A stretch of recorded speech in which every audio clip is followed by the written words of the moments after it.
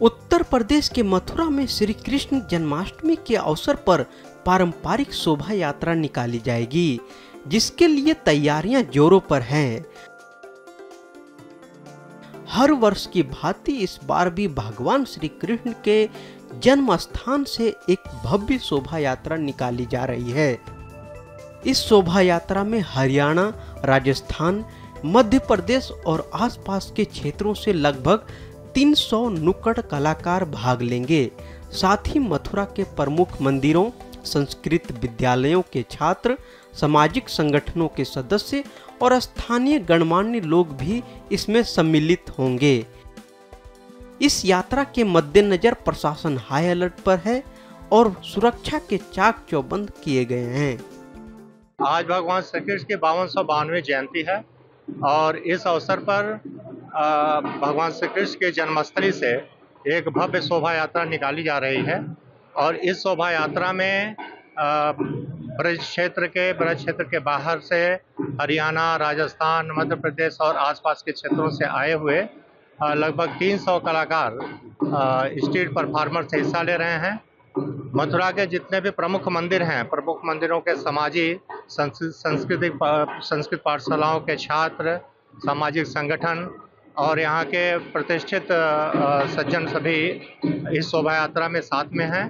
और चूंकि आज स्वतंत्रता दिवस है और भगवान श्री कृष्ण का जन्मोत्सव भी है, तो इस तरह से ईश भक्ति और राष्ट्रभक्ति एक साथ मिल गई है।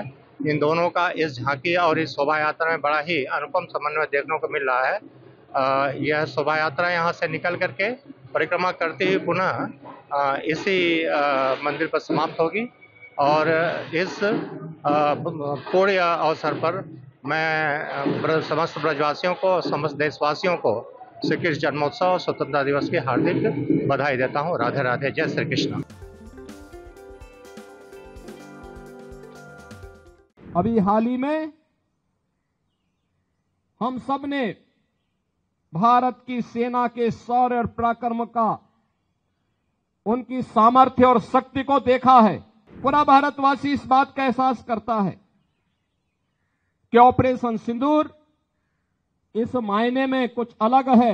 ऑपरेशन सिंदूर के अंदर हमारे जवानों ने जिन अस्त्र शस्त्रों का प्रयोग किया था, जो मिसाइल, जो ड्रोन इस्तेमाल हुए थे, ये स्वदेशी हैं। अभी हाल ही में हम सब ने भारत की सेना के शौर्य और पराक्रम का, उनकी सामर्थ्य और शक्ति को देखा है जब ऑपरेशन सिंदूर के दौरान इस पूरे ऑपरेशन को सफल क्रियान्वयन के माध्यम से दुनिया को भारत के सामर्थ्य से, भारत की सेना के जवानों ने उसका एहसास कराया। पूरा भारतवासी इस बात का एहसास करता है कि ऑपरेशन सिंदूर इस मायने में कुछ अलग है, क्योंकि ऑपरेशन सिंदूर के अंदर हमारे जवानों ने जिन अस्त्र शस्त्रों का प्रयोग किया था, जो मिसाइल, जो ड्रोन इस्तेमाल हुए थे, ये स्वदेशी हैं।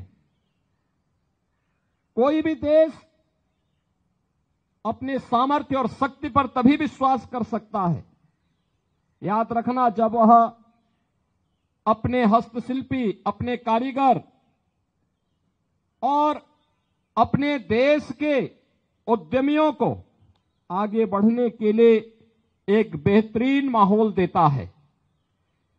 देश के अंदर आंतरिक सुरक्षा को बनाए रखने के लिए सिविल पुलिस और उससे जुड़े हुए संगठनों की एक बड़ी भूमिका होती है।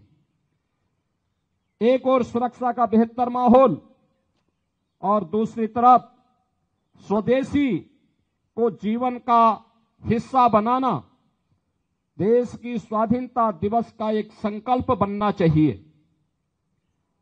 उत्तर प्रदेश में वन डिस्ट्रिक्ट वन प्रोडक्ट के माध्यम से स्थानीय उत्पाद को आगे बढ़ाने, उसकी ब्रांडिंग करने, उसे मार्केट से लिंक करने, उसको नई डिजाइन, नई तकनीक, पैकेजिंग के साथ न केवल उत्तर प्रदेश बल्कि देश और दुनिया के मार्केट तक पहुंचाने के लिए जो कार्यक्रम चला, वह प्रधानमंत्री जी के वोकल फॉर लोकल के उस अभियान को एक नई ऊंचाई प्रदान करता है।